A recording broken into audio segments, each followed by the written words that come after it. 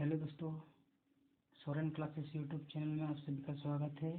आज हम शुरू कर रहे हैं क्लास 7 का चैप्टर 1 और चैप्टर 1 का नाम है पूर्णांक। और इस चैप्टर 1 में हम लोग पढ़ेंगे पूर्णांकों की तुलना, पूर्णांकों के योग एवं व्याकलन, पूर्णांकों के योग एवं व्याकलन के गुण, पूर्णांकों के गुणन एवं इसके गुण और पूर्णांकों में विभाजन एवं इसके गुण। तो चलिए आगे बढ़ते हैं। तो दोस्तों, कक्षा 6 में हम लोग पूर्ण संख्या एवं पूर्णांकों के बारे में अध्ययन कर चुके हैं और हम जानते हैं कि पूर्णांक पूर्ण संख्या एवं ऋणात्मक संख्याओं का एक बड़ा संग्रह है। तो चलिए फिर से एक बार रिकॉल करते हैं। तो यहाँ हम लोग सबसे पहले प्राकृतिक संख्या क्या है जान लेते हैं।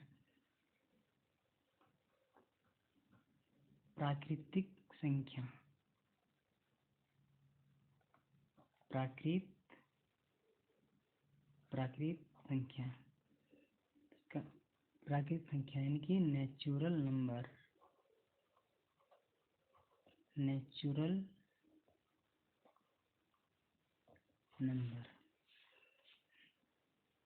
प्राकृतिक संख्या क्या है? तो गिनती की सभी संख्याओं को प्राकृत संख्या कहते हैं। क्या कहते हैं? कि गिनती की सभी संख्याओं को प्राकृत संख्या कहते हैं। दोस्तों, गिनती की सभी संख्याओं को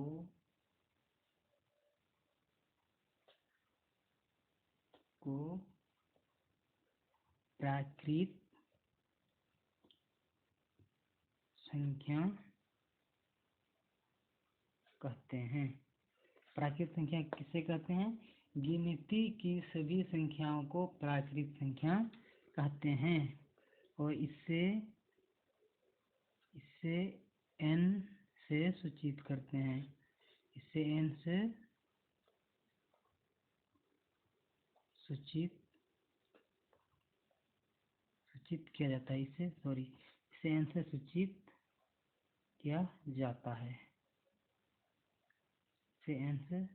सूचित किया जाता है।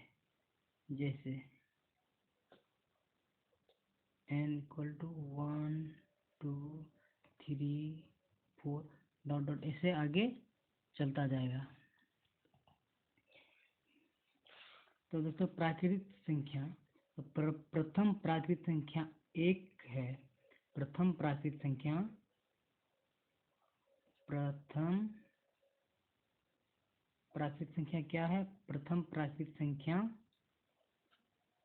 1 है। और तथा सबसे बड़ी प्राकृत संख्या क्या है? सबसे बड़ी प्राकृत संख्या अनंत है। सबसे बड़ी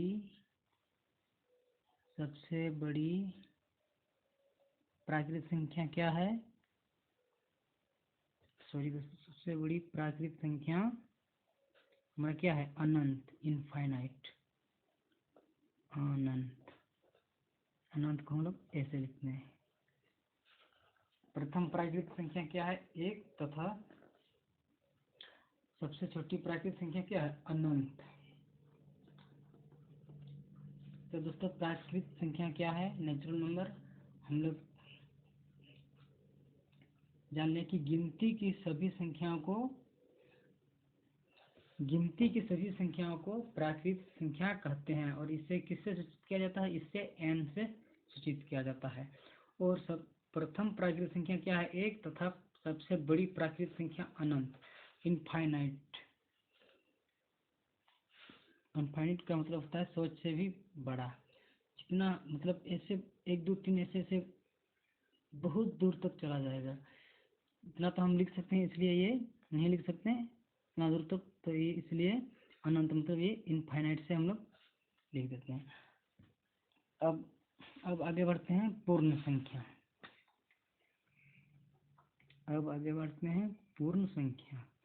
पूर्ण संख्या किसे कहते हैं? पूर्ण संख्या, इंग्लिश का अंग्रेजी होगा होल नंबर। Whole number. पूर्ण संख्या क्या है? शून्य के साथ सभी प्राकृत संख्याओं के समुच्चय को पूर्ण संख्या का समुच्चय कहते हैं। कि शून्य के साथ ये जीरो, इसके साथ तो शून्य के साथ सभी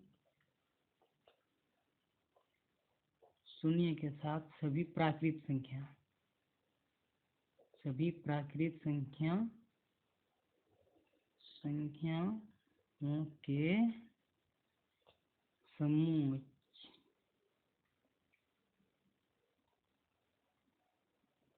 के समुच्चय को पूर्ण संख्याओं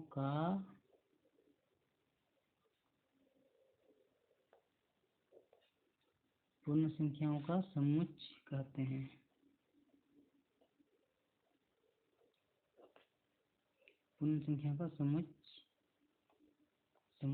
कहते हैं। तो दोस्तों पूर्ण संख्या क्या है? पूर्ण संख्या क्या है कि शून्य के साथ सभी प्राकृत संख्याओं के समुच्चय को पूर्ण संख्या का समुच्चय कहते हैं। शून्य के साथ सभी प्राकृत संख्या के समुच्चय को पूर्ण संख्या कहते हैं। और इसे W से सूचित किया जाता है। इसे किससे सूचित किया जाता है? इसे W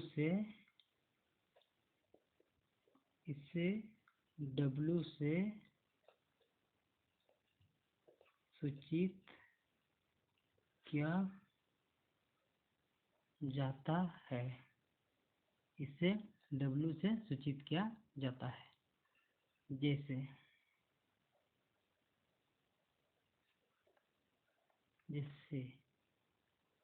0 1 2 3 4 5 6 वैसे ऐसे बहुत दूर तक चला जाएगा।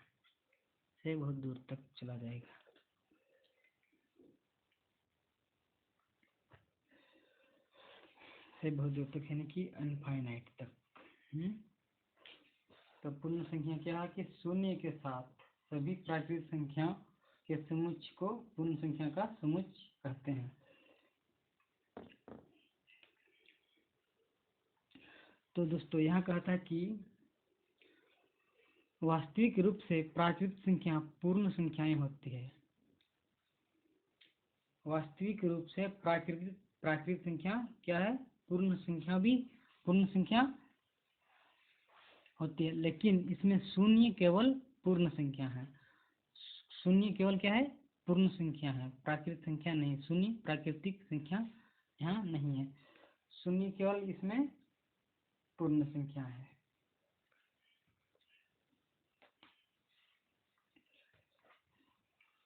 अब दोस्तों पूर्णांक संख्या क्या है? उससे पहले हम लोग ऋणात्मक संख्या और धनात्मक संख्या को लिख लेते हैं। कि अब लिखते हैं धनात्मक संख्या।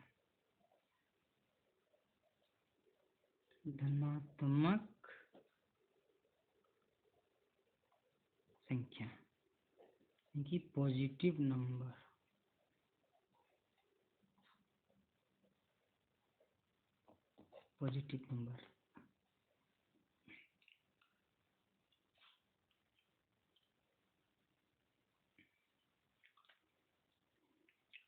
तो दोस्तों पॉजिटिव नंबर यानी कि धनात्मक संख्या को हम ऐसे भी लिख सकते हैं 1 3 4 5 और ऐसे। और जब संख्या के आगे प्लस का चिन्ह यानी कि जोड़ का चिन्ह लगा देने से ये भी क्या है? ये भी पॉजिटिव संख्याएं है। पॉजिटिव संख्याएं को ऐसे दो तरह से हम लोग लिख सकते हैं। पॉजिटिव संख्या को इस तरह से लिखें या इस तरह से लिखें, हम लोग दोनों तरफ से लिख सकते हैं। लेकिन अधिकतर हम लोग पॉजिटिव संख्या इस तरह से लिखते हैं। अब आता है ऋणात्मक संख्या।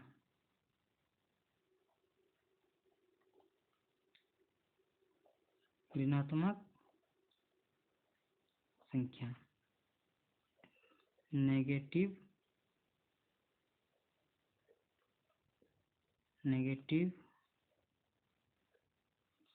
नंबर, यहाँ हमारा ई होगा दोस्तों, नेगेटिव नंबर।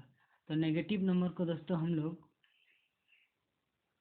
अगर किसी संख्या के आगे माइनस का चिन्ह लगा देने से वो क्या हो जाता है, नेगेटिव नंबर हो जाता है। जैसे -1, -2, -3, -4, -5 और ऐसे ऐसे ऐसे आगे चलता जाएगा। तो दोस्तों ये है धनात्मक संख्या, जो कि हम लोग धनात्मक संख्या इस दो प्रकार से लिख सकते हैं, ऐसे भी और ऐसे भी। जबकि ऋणात्मक संख्या को सिर्फ हम लोग एक ही तरह से लिख सकते हैं, ऐसे। तो अगर जिस संख्या के आगे माइनस है तो हम समझ जाएंगे कि ये ऋणात्मक संख्या है। अब हम लोग पूर्ण संख्या क्या है उसके बारे में जान लेते हैं। पूर्ण संख्या क्या है, सॉरी पूर्ण संख्या नहीं दोस्तों, पूर्णांक। तो अब हमारा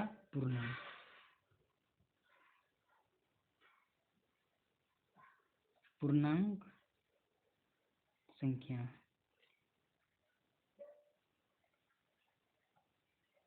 इंटीजर, पूर्णांक संख्या।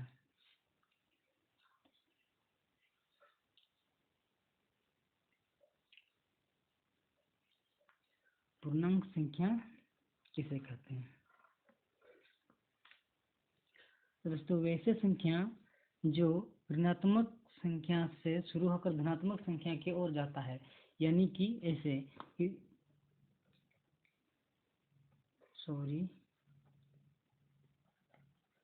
संख्याएं जैसे, दोस्तों यहाँ हम लोग लिखते हैं जैसे संख्याएं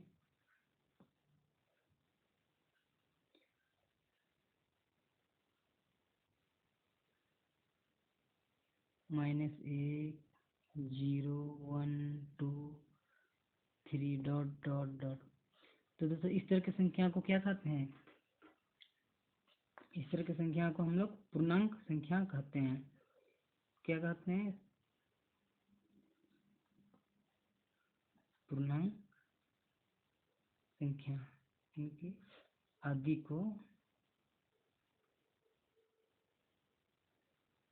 को पूर्णांक संख्या कहते हैं।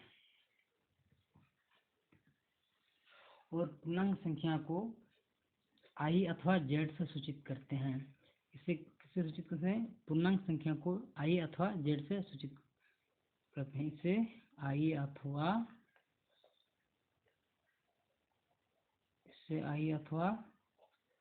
जेड से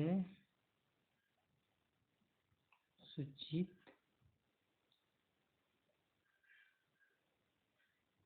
किया जाता है। जैसे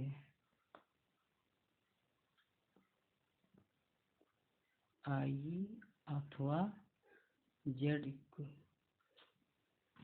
जैसे 3, सॉरी दोस्तों हम लोग यहाँ विस्तार से यहाँ लिख रहे हैं,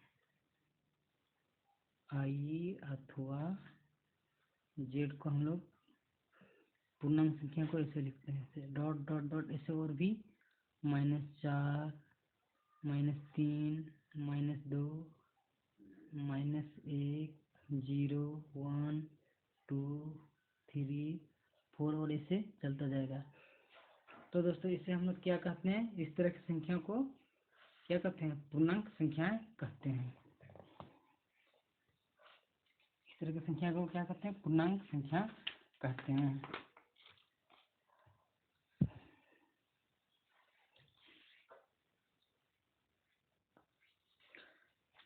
आइए दोस्तों इसको हम लोग एक संख्या रेखा द्वारा अच्छे से समझते हैं। संख्या रेखा द्वारा इसको अच्छे से समझेंगे।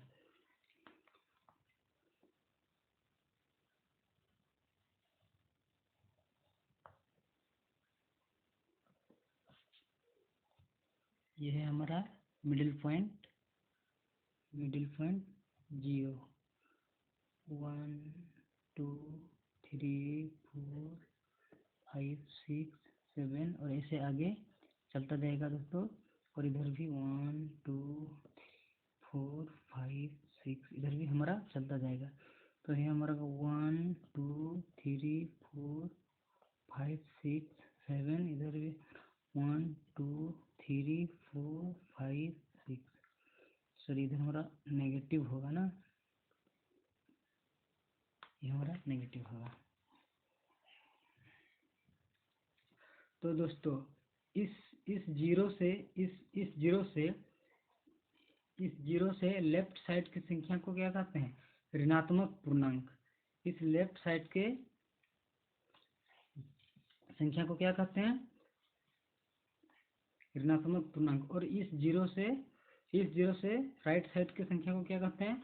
धनात्मक पूर्णांक।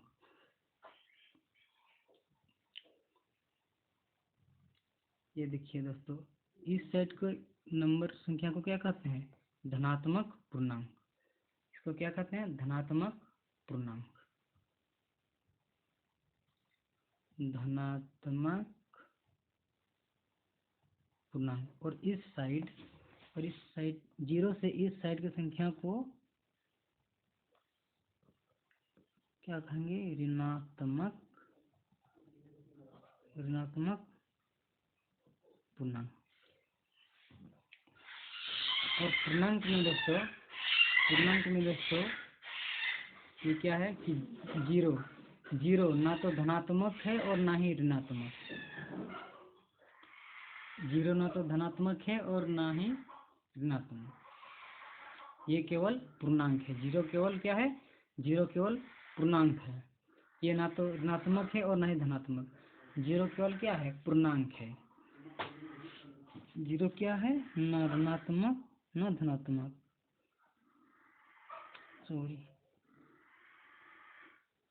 न ऋणात्मक न धनात्मक। जीरो क्या है? केवल पूर्णांक है। जीरो केवल क्या है? पूर्णांक है। दोस्तों इस संख्या को क्या कहते हैं हम लोग? ऋणात्मक पूर्णांक। और इस संख्या को क्या कहते हैं? धनात्मक पूर्णांक। धनात्मक पूर्णांक। तो दोस्तों अब हम पढ़ेंगे पूर्णांकों की तुलना, कंपैरिजन ऑफ इंटीजर। पूर्णांकों की तुलना, कंपैरिजन ऑफ इंटीजर।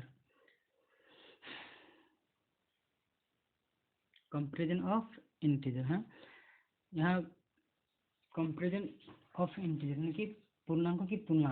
पॉइंट 1 में क्या कह रहा है कि प्रत्येक धनात्मक पूर्णांक प्रत्येक ऋणात्मक पूर्णांक से बड़ा होता है। प्रत्येक धनात्मक पूर्णांक प्रत्येक ऋणात्मक पूर्णांक से बड़ा होता है। हम लोग यही समझते हैं दोस्तों कि प्रत्येक धनात्मक पूर्णांक, इस साइड की संख्या क्या कहते हैं? धनात्मक पूर्णांक। तो इस साइड धनात्मक पूर्णांक प्रत्येक ऋणात्मक, यानी कि ये तो ऋणात्मक पूर्णांक है, तो इन सभी से धनात्मक पूर्णांक क्या है? बड़ा है। तो पॉइंट 1 नंबर क्या कह रहा है कि प्रत्येक धनात्मक पूर्णांक, ये प्रत्येक धनात्मक पूर्णांक प्रत्येक ऋणात्मक पूर्णांक से क्या है? बड़ा है, और जो कि बड़ा ही है। अब पॉइंट 2 क्या कहता है कि सभी धनात्मक पूर्णांक शून्य से बड़ा होता है। देखिए दोस्तों, ये शून्य है और सभी धनात्मक इस साइड की संख्या को क्या कहते हैं? धनात्मक पूर्णांक। तो कह रहा है कि सभी धनात्मक पूर्णांक शून्य से बड़ा होता है, और सभी ऋणात्मक पूर्णांक शून्य से क्या है? छोटा है। सभी ऋणात्मक पूर्णांक क्या है? शून्य से छोटा है। अब पॉइंट 3 कहता है कि संख्या रेखा पर कोई शून्य से दाईं ओर जितनी अधिक दूरी पर होगी वो उतनी ही बड़ी होगी। यानी कि दाईं ओर, यानी कि राइट साइड, अगर कोई धनात्मक पूर्णांक इस शून्य से जितना इधर अधिक होगा वो संख्या उतना ही क्या होगा? उतनी ही बड़ी होगी। और शून्य से बाईं यानी कि लेफ्ट साइड, इस साइड जितना अधिक होगी वो संख्या उतना ही छोटी होगी। ये देखिए, शून्य से ही मान ले 5 है, तो ये शून्य से जितना अधिक इस सबसे दूरी है इतना ही इन सभी से क्या है, छोटी है, क्योंकि ये अधिक कर्ज में है, ये इससे भी कर्ज, ये 5 से, ये 4 से ज़्यादा कर्ज है, इसलिए ये छोटे, मतलब 0 से जितना अधिक दूरी में होगा ये इतना ही छोटी होगी।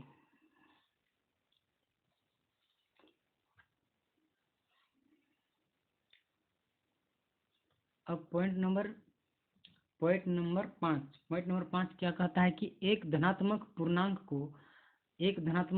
को जोड़ते हैं तो दाईं ओर चलते हैं।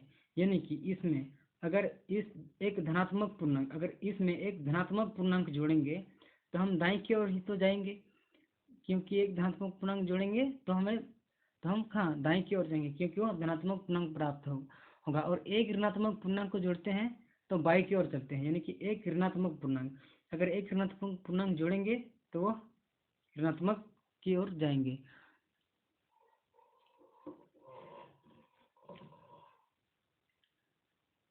और कहता है कि एक धनात्मक पूर्णांक घटाते हैं तो बाईं की ओर चलते हैं, एक धनात्मक को घटाते हैं तो बाईं की ओर चलते हैं।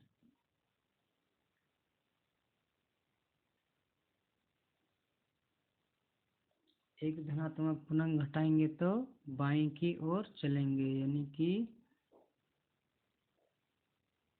1 मिनट, यदि संख्या रेखा पर कोई शनिवार की तो हम कह सकते हैं कि एक धनात्मक पूर्णांक को घटाते हैं तो बाईं की ओर चलते हैं, एक ऋणात्मक पूर्णांक को घटाते हैं तो दाईं की ओर चलते हैं।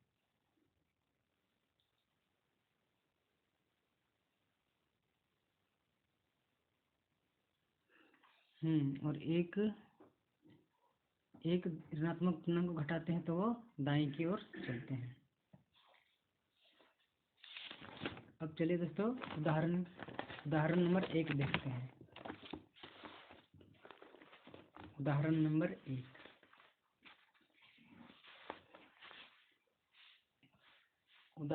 1, क्या कहता है कि नीचे दिए गए रेखा पर कुछ पूर्णांकों को बिंदुओं से दर्शाया गया है। ये देखिए दोस्तों, कुछ पूर्णांक को बिंदु द्वारा दर्शाया गया है। ये है हमारा मिडिल पॉइंट 0, 2, 4, 6, 8, 10, 12, 14, 16, और इससे हमारा बायां साइड है -2, -4, -6, -8, -10, -12, 14, -16। अब क्या कहता है कि दर्शाए गए पूर्णांकों को आरोही क्रम में लिखिए। दर्शाए गए पूर्णांकों को आरोही क्रम में लिखिए। तो दोस्तों हम लोग जानते हैं कि आरोही क्रम कैसे लिखते हैं। तो आरोही क्रम लिखते हैं कि छोटी संख्या से बड़े संख्या की ओर लिखते जाते हैं, उसको हम लोग क्या, आरोही संख्या। तो चलिए हम हल करके समझते हैं कि आरोही संख्या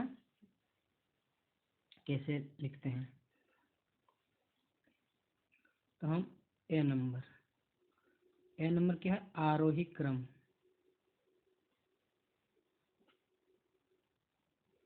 आरोही क्रम में क्या है दोस्तों कि सबसे छोटी संख्या से बढ़ते जाएंगे।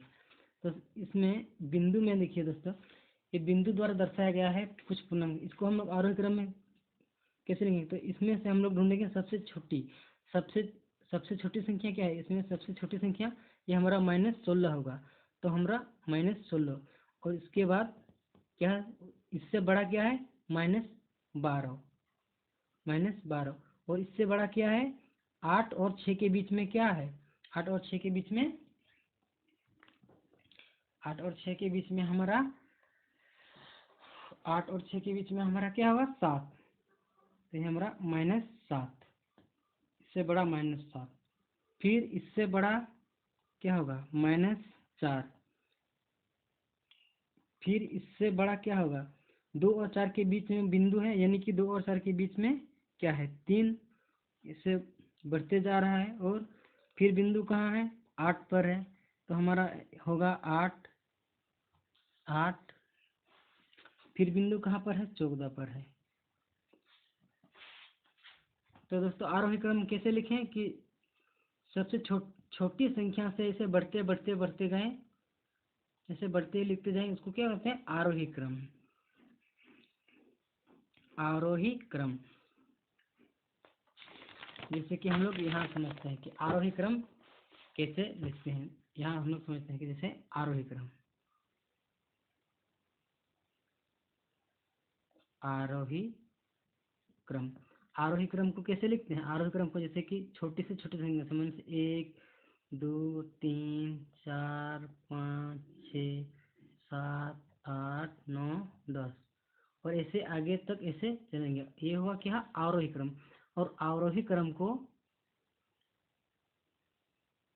हम लोग कैसे लिखेंगे, आरोही क्रम को बड़ी संख्या से छोटी संख्या की ओर, यानी कि बड़ी संख्या है कि मान लीजिए हमारा बड़ी संख्या 10 है, तो आरोही क्रम को ऐसे लिखेंगे 10 9 8 7 6 5 4 3 2 1।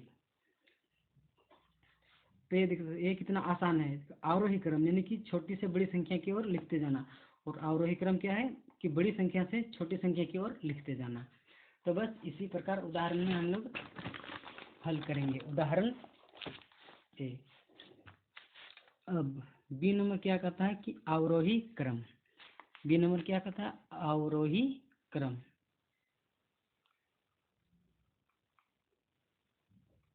अवरोही क्रम। तो आरोही क्रम क्या है दोस्तों कि बड़ी संख्या से छोटी संख्या की ओर लिखते जाना।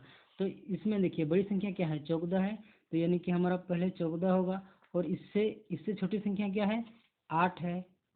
फिर इससे छोटी संख्या 3, फिर इससे छोटी संख्या क्या है 4, फिर इससे छोटी संख्या क्या है 7, फिर इससे छोटी संख्या 12, फिर इससे छोटी संख्या क्या है 16। तो ये है हमारा आंसर, ये है हमारा आंसर। अब चलते हैं दोस्तों उदाहरण 2 की ओर।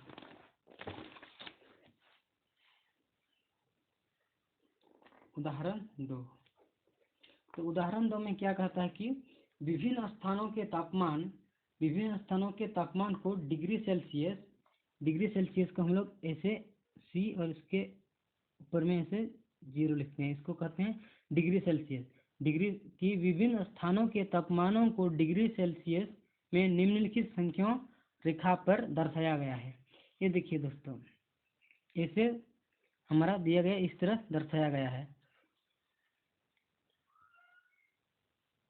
तो इसमें है क्या कि शिमला का तापमान कितना है -4 डिग्री सेल्सियस। और ये ऊटी का तापमान कितना है 3 डिग्री सेल्सियस। और श्रीनगर का तापमान कितना है 8 डिग्री सेल्सियस। और दिल्ली का तापमान कितना है 14 डिग्री सेल्सियस। तो हमारा क्वेश्चन एक क्या कहता है कि संख्या रेखा देखिए और इस पर अंकित स्थानों के तापमान को लिखिए। अंकित स्थानों के तापमान को लिखिए। तो हम लोग यहाँ लिखेंगे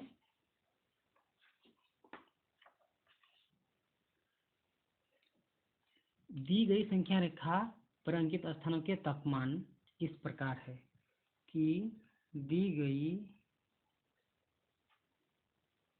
संख्या रेखा पर अंकित स्थान, सॉरी दोस्तों दिखाई नहीं दे रहा था, अब दिखाई दे रहा है कि लिखेंगे दी गई संख्या रेखा पर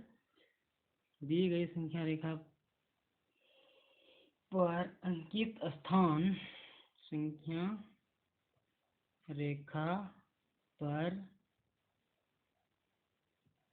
अंकित स्थानों के तापमान, अंकित स्थानों के तापमान इस प्रकार है,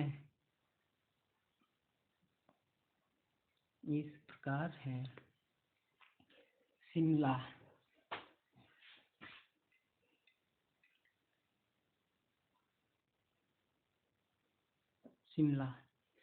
तो शिमला का कितना है दोस्तों यहाँ देखिए आप लोग शिमला का कितना है, तो शिमला का यहाँ कितना है, तो शिमला का तापमान कितना है -4 डिग्री सेल्सियस। तो हम लोग यहाँ लिखेंगे शिमला का कितना है -4 degree Celsius, -4 degree Celsius. Sorry दोस्तों, ऐसे लिखें 4 डिग्री सेल्सियस, ये नहीं है हमारा, इस तरह होगा -4 डिग्री सेल्सियस। उसके बाद आता है ऊंटी। ऊंटी, तो ऊंटी का कितना है दोस्तों, ये हम लोग देखते हैं ऊंटी का कितना है। यहाँ ऊंटी 2 और 4 के बीच यानी कि 3 डिग्री सेल्सियस। तो हमारा ऊंटी का कितना होगा 3 डिग्री सेल्सियस, 3 डिग्री सेल्सियस। अब श्रीनगर।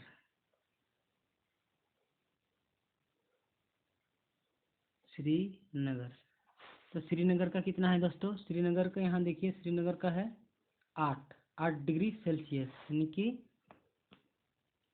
8 degree Celsius.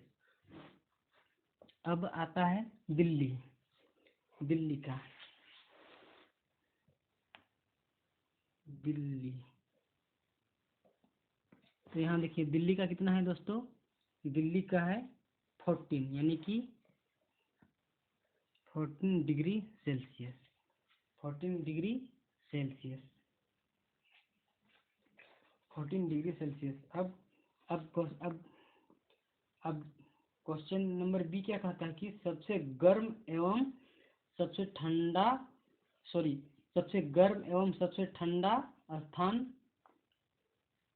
सबसे गर्म एवं ठंडा स्थान के तापमान में क्या अंतर है।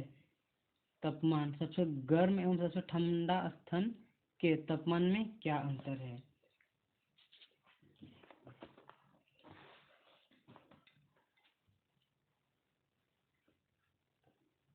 तो ये हमारा ए नंबर था। अब हम लोग बी नंबर, तो बी नंबर को बनाते हैं कि बी नंबर में क्वेश्चन क्या था। बी नंबर में हमारा क्वेश्चन था कि सबसे गर्म एवं सबसे ठंडा स्थानों के तापमान में क्या अंतर है।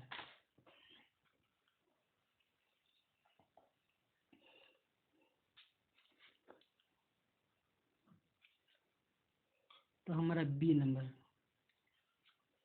सबसे गर्म एवं, सबसे पहले लिखेंगे सबसे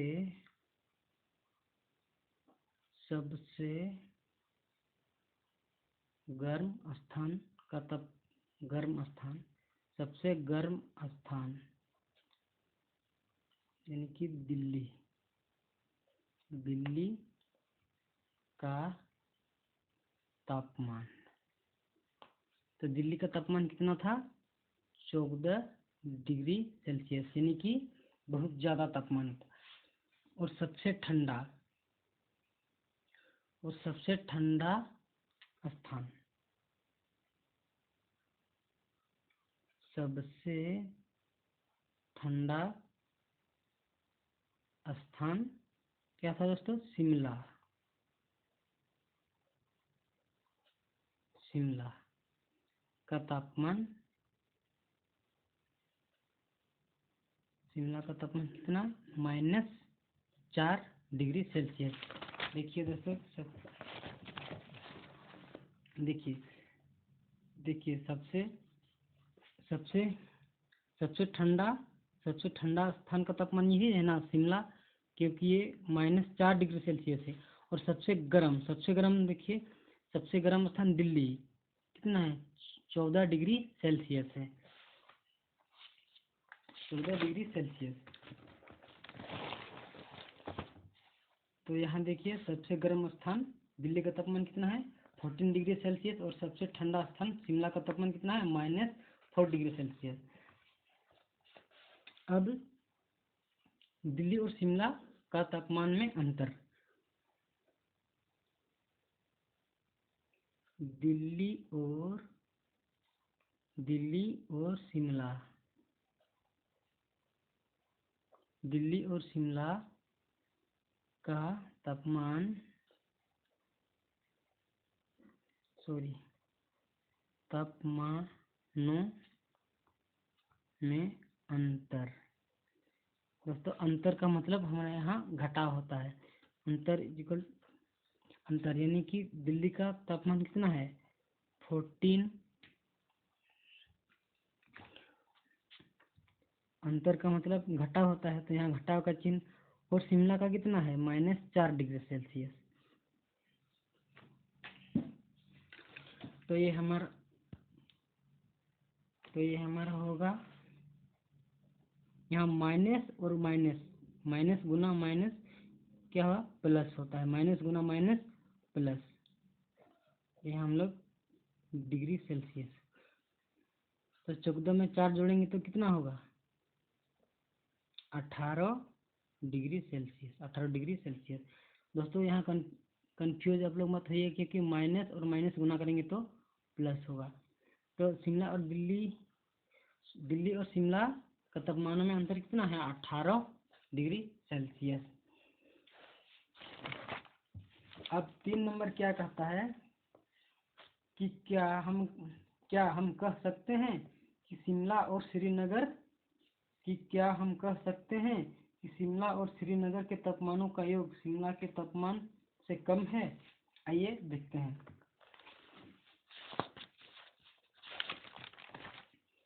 शिमला और श्रीनगर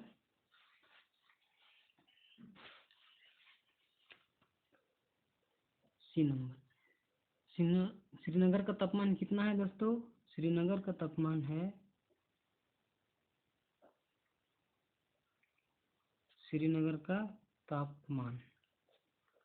श्रीनगर का तापमान है 8 डिग्री सेल्सियस।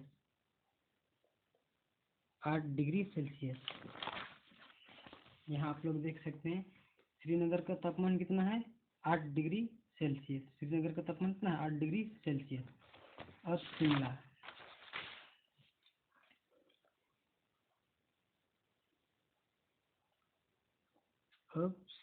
का तापमान कितना है दोस्तों -4 डिग्री सेल्सियस। -4 degree Celsius. यहाँ आप लोग देख सकते हैं शिमला का -4 डिग्री सेल्सियस।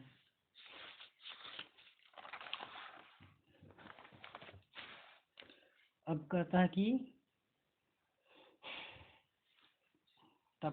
श्रीनगर और शिमला के तापमानों का योग शिमला के तापमान से कम है। तो यहाँ लिखेंगे श्रीनगर और शिमला के तापमान का योग।